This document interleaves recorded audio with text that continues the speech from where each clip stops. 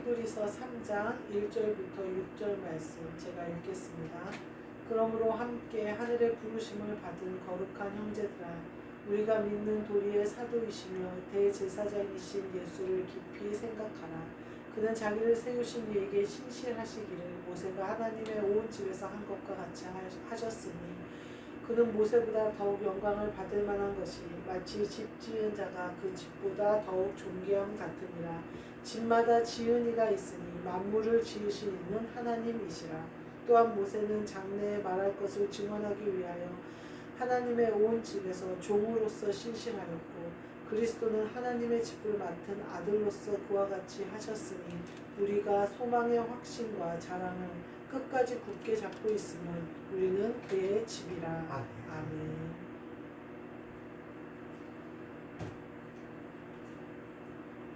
오늘 말씀은 집 지은 자라는 말씀으로 함께 은혜를 나누고자 합니다. 3절에 보면 집 지은 자가 그 집보다 더욱 존귀함 같으니라 이렇게 말씀하고 계세요. 여기서 보니까 집 지은 자와 집이 나와요. 모세는 모세보다 예수 그리스도께서 영광을 받으실 만한 이유가 뭐냐? 예수 그리스도께서는 집을 지으신 자고 모세는 집이었다 그냥. 그래서 모세는 하나님의 온 집에서 종으로서 신실했고, 6절을 보니까 그리스도는 하나님의 집을 맡은 아들로서 신실하셨다. 그러면서 뭐라고 하냐면 4절에 집마다 지은 이가 있으니 만물을 지으신 이는 하나님이시라. 하나님이 만물을 지으셨는데 집을 지으시는 분은 예수 그리스도시고, 예수 그리스도의 집은 바로 우리다 이렇게 얘기해요. 그리스도는 하나님의 집을 맡은 아들로서 그렇게 그와 같이 하셨는데, 우리가 소망의 확신과 자랑을 끝까지 굳게 잡고 있으면 우리는 그의 집이다. 우리가 그의 집이 되면 그분이 우리 안에서 사시는 거잖아요. 그 말씀을 하고 계십니다. 집 지은 자가 그 집보다 귀하다 이렇게 얘기를 해요. 제가 집을 가지고 있는 많은 사람들을 보는데, 특히 요새 그 융자가 너무 올라가지고 융자 이자 때문에 많이 힘들어하는 젊은 사람들이 많이 많더라고요. 또 결혼을 하거나 여러 가지 이유 부모님을 부양하거나 이러려고 무리해서 집을 사신 분들이 많아요. 근데 그분들이 월급은 한정이 돼 있는데 이자가 막 오르니까 결국은 생활비를 절약해야 되니까 점심을 뭐 이렇게 간단히 먹는다든지 막, 그리고 뉴스에 TV에 뉴스 인터넷 뉴스에 나오더라고요. 줄일 것이 아이들 학원비밖에는 없다는 거예요. 그거라도 줄여서 이제 생활비를 좀 줄이는 방향으로 해야 돼서 꼭 해야 되는 것 외에는 학원을 다 끊었다 이런 얘기를 하더라고요. 그래서 제가 그걸 보면서 이렇게 학원이 흔들거리면 제일 먼저 타격을 받는 게 미술이나 음악학원, 예체능 학원은 엄마들이 취미나 아이들의 교양을 위해서 가르치지 꼭 필요한 게 아니잖아요. 엄마들 생각에는 꼭 필요하다고 생각하지 않아요. 그래서 인성교육을 위한 그런 투자보다는 엄마들이 중고등학교나 대학교에 진학하기 위한 그 성적을 내기 위한 학원들은 별로 그런 타격이 없을 텐데, 예체능 학원들은 큰 타격을 받아요. 그래서 제가 보면서 참 피아노 학원을 하려고 해도 이제 앞으로 점점 더 힘들어지겠구나 그 생각이 들어요. 지금 있는 학원들도 그러더라고요. 열심히 일해서 선생은 월급을 가져가고 본인은 월급도 못 가져간다. 그런 원장들이 너무 많더라고요. 여하튼 그러더라고요. 그래서 그렇게 집을 샀는데 집이 결국은 어떻게 돼요? 집이 주인이 되잖아요. 그래서 집의 종 노릇을 하고 있는 사람이 너무나 많더라고요. 성경에 보면요, 빚진 자는 그 체주의 종이 된다는 말이 나와요. 또 진자는 이긴 자의 종이 된다 이렇게 말이 나와요. 그 말은 뭐냐면, 빚지면 그 빚 때문에 결국 우리가 종이 된다는 거예요. 또 영적으로 말하면 우리가 영적으로 말이나 행동에서 악은 모두 모양이라도 버려야 되는데, 악한 모양을 띠면 그것에게 져버리면 우리가 종이 되는 거예요. 그러니까 우리는 지면 안 되고, 우린 누구의 종이 될 사람들이 아니잖아요. 근데 우리의 그런 행동과 언행 때문에 종이 될 수는 없잖아요. 물론 그리스도 예수 안에 있는 자는 정죄함이 없기 때문에 종으로 들어가지 않아요. 그러나 그리스도 예수 안에 있어야 돼요. 그리고 그리스도 예수 안에 있으려면 악은 모양이라도 버려야 돼요. 악의 모양이 있는 곳에 그리스도가 오실 수는 없습니다. 그리스도의 집이 되는 사람은 어떻게 해야 되냐? 예전에 하나님 아버지가 성전을 지으시는 것을 구약에 보면 굉장히 장황하게 이렇게 얘기하신 게 있어요. 모세에게 이렇게 천막을 어떻게 지으라는 걸 설명하신 부분이 나오고, 그 다음에 솔로몬이 성전을 짓는데 성전이 어떻게 지어지는 것이 나와요. 그리고 신약에서의 모든 말은 우리가 그리스도의 집으로서 어떻게 지어져야 되는지에 대해서 말하고 있는 거예요.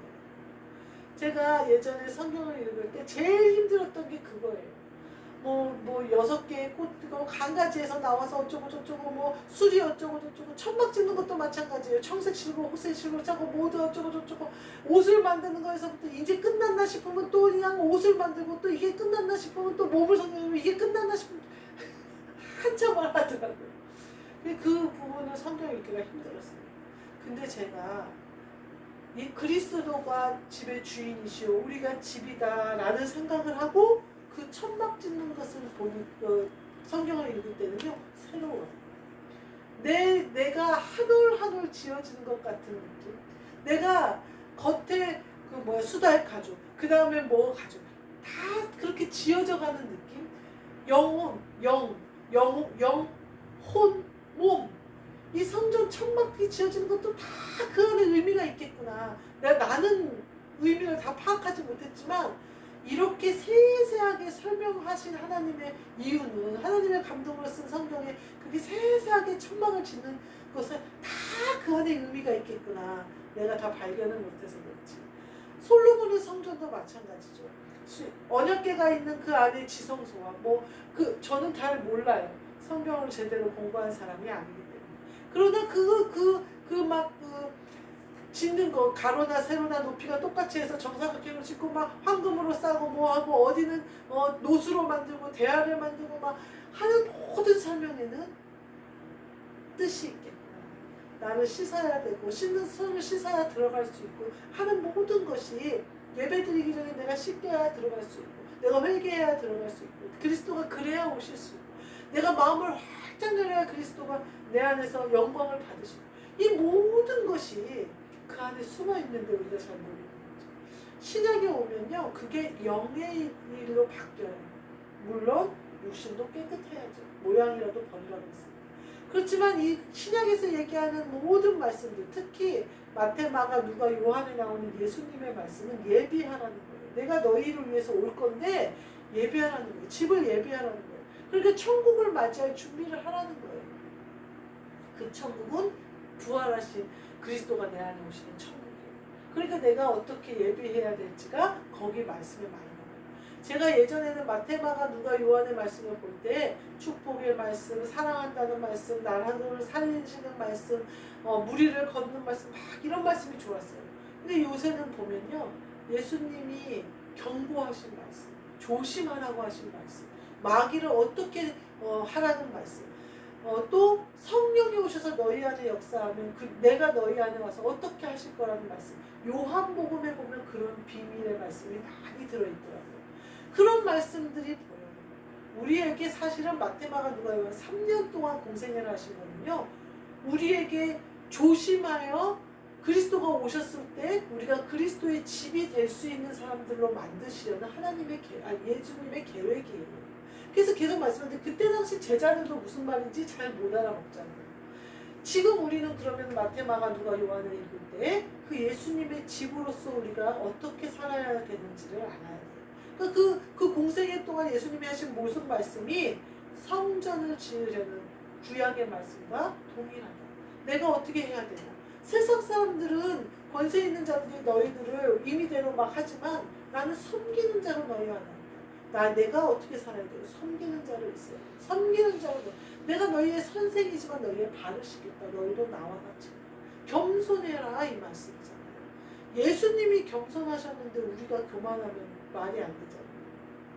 그런 모든 일련의 말씀이 내가 그리스도가 내 안에 오시려는 집으로 내가 예비되는 거예요. 눈먼 거지 바디메오가 예수님이 지나가신다는 말을 들어요. 예수님 부르니까 막 지나가는 사람들이 조용히 하라고 그래요. 근데 예수님 부르니까 예수님 이리 오라고 그래요. 바디메오가 어떻게 가요? 겉옷을 벌떡 벗어버리고 벌떡 일어나서 예수님 앞에 가서 무릎 꿇고 그러잖아요. 그러니까 예수님이 무엇을 원하는지 보기를 원하는 거예요. 그때 어떻게 갔어요? 겉옷을 벗어던지고 갔어요. 겉옷을 벗어던지고 갔다는 말은 내가 볼 것을 믿는 거죠. 내가 새 옷을 입을 걸 믿는 거죠. 그러니까 겉옷을 버리고 가지. 거지가 겉옷이 얼마나 소중한데 겉옷을 거기다 버리고 가겠어요. 근데 예수님이 나를 부르신다? 난 이제 겉옷을 다시는 입을 일이 없다고 생각한 거예요. 우리도 마찬가지예요. 우리가 그리스도의 집으로 우리가 지어진다면요, 다시는 과거의 집이 내게 필요가 없다는 거예요. 다시는 과거의 집이 버려버리면 되는 거예요. 내 집은 그리스도가 오신 새 집이에요.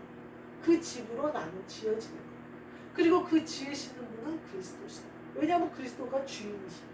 그리스도가 내 안에 오십니다. 그렇게 지어져 가는 거예요. 히브리서 1장 11절 12절에 보면 이 갈아입을 옷에 대해서 나와요. 그래서 제가 거지 바디메오를 얘기한 거예요. 그들은 멸망할 것이나 오직 주는 영존할 것이요. 그들은 다 옷과 같이 낡아지니 의복처럼 갈아입을 것이요. 그것들은 옷과 같이 변할 것이나 주는 여전하여 연대가 다 아니옵소서. 우리가 주님을 영접해야 우리도 변함이 없는 거예요. 영원히 영존할 수 있는 거예요.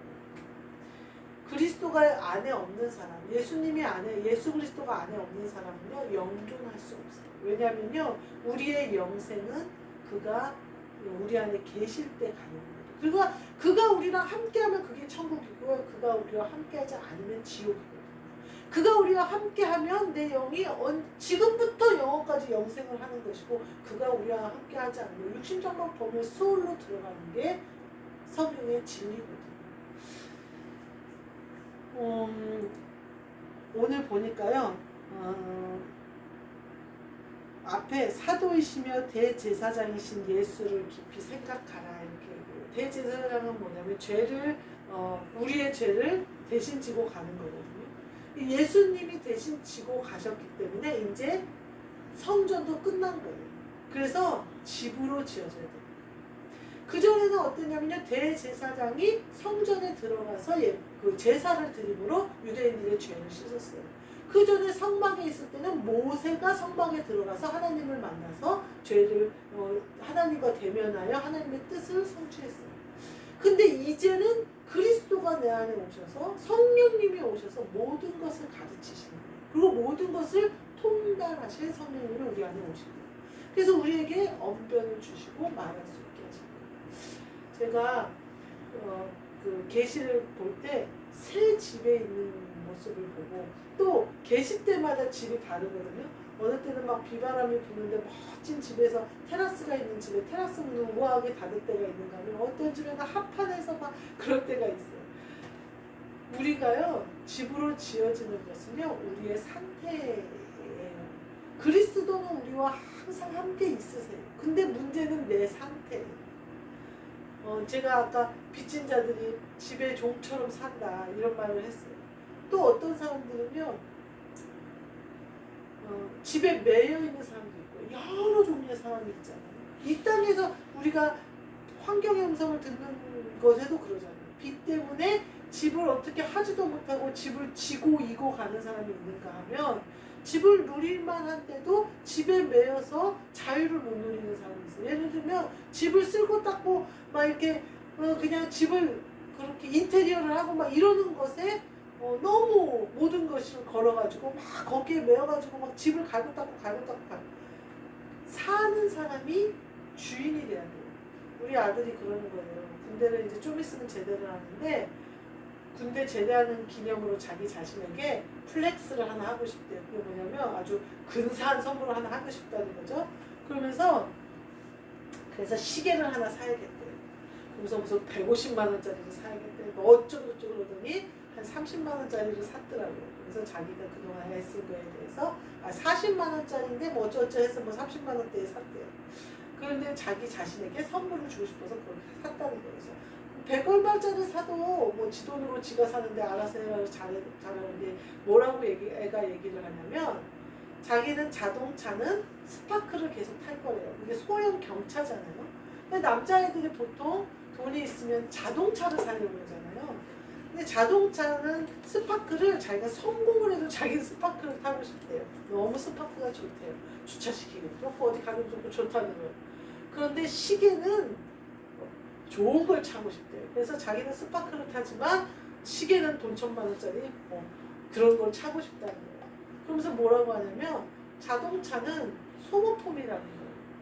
그래서 몰고 다니면 내가 1억짜리 자동차를 몰고 다니면서 자기 맘대로 몰 수가 없을 것 같대요. 자기 생각에는. 그래서 시계는 항상 팔목에 있으니까 아껴줄 수 있지만 자동차를 아끼면서 하고 싶지는 그래야지. 자동차를 타고 가는 사람이 연봉 10억, 연봉 20억을 받는데 자동차가 스파크가 어때요? 자동차가 스파크여도 못 가는 곳이 없고 만약에 그 사람이 연봉 뭐 20억, 30억 되는 사람이라면 스파크를 모는 건 취미고 운전기사와 회사차가 있겠죠. 그런 주인이 돼야 돼요. 그리스도께 나를 내드리는데 내가 스파크예요. 근데 내가 스파크라고 해서 내 주인이 나를 뭐라고 얘기해야 될까? 마음대로 사용 못 하실 일은 없어요. 내 주인은 어떤 차든지 타실 수 있는 분이시거든요. 어느 곳에 가셔도 꼴림이 없는 분이시거든요. 천군 천사가 내려와서 수종을 드시는 분이시거든요. 근데 내가 스파크면 어때요? 내 주인이 모든 차, 람보르기니도 넉넉히 몰 수 있는 예수님이에요. 그리스도. 내가 중요한 게 아니에요. 내 능력이 중요한 게 아니에요. 내가 무슨 집인지가 중요한 게 아니에요. 그 안에 그리스도가 계신 게 중요해요. 우리에게 집 지은 자가 중요하다고 합니다. 나를 지으신 그분께 내 모든 것을 드리기로 합니다. 목숨도, 힘도, 능력도, 그 외의 모든 명예도, 무슨 학위도, 지혜, 지식이라는 것도 다 분토만도 못하게 여겨야 된다. 분토만도 못한 것에 매여서 스파크 같은 삶 살지 말고 나는 스파크지만 내 안에 그리스도가 움직이게 하셔서 람보르기니 같은 삶을 살 수 있다는 거예요. 그만한 역량을 발휘할 수 있다는 거예요. 그리스도가 내 안에 계시면 우리의 모든 것을 드려서 정말 아까 그 찬양하는데 드릴 것이 없고 이제 정말 드릴 게 없는 거예요. 너무나 죄송하고 부끄럽지만 난 스파크에 어쩔 수 없어요. 그러나 그리스도는 스파크를 모셔도 최상으로 모실 수 있는 분이시니까 그분께 우리의 모든 것을 드려서 그분이 쓰시도록 스파크는 스파크에 맞는 일이 있잖아요. 그 일을 하시는 저와 여러분이 되시기를 주님의 이름으로 축복합니다. 아멘. 기도하겠습니다. 하나님 감사합니다. 저희를 선택해 주시고 저희의 헛옷, 겉옷을 싹 벗기시고 그리스도 예수로 옷 입혀 주셔서 감사합니다. 제 안에 그리스도가 오시는 주인 되사 우리의 모든 것을 사용하셔서 주님의 능력, 그 주님의 계획, 하나님 아버지의 뜻을 이 땅에서 이룰 수 있도록 저희의 모든 것을 드릴 수 있는 우리 모두가 되게 하여 주옵소서. 믿음으로 그 모든 것을 성취하게 하시며 소망의 열매를 거두게 하시며 사랑이 가득 차서 허다한 죄를 덮는 그리스도의 능력이 우리와 함께하게 하여 주옵소서. 예수 그리스도의 이름으로 기도하옵나이다. 아멘. 하늘에 계신 우리 아버지여, 이름이 거룩히 여김을 받으시오며 나라가 임하시오며 뜻이 하늘에서 이루어진 것 같이 땅에서도 이루어지이다. 오늘 우리에게 일용할 양식을 주시옵고 우리가 우리에게 죄 지은 자를 사하여 준 것 같이 우리 죄를 사하여 주시옵고 우리를 시험에 들게 하지 마시옵고 다만 악에서 구하시옵소서. 나라와 권세와 영광이 아버지께 영원히 있사옵나이다. 아멘.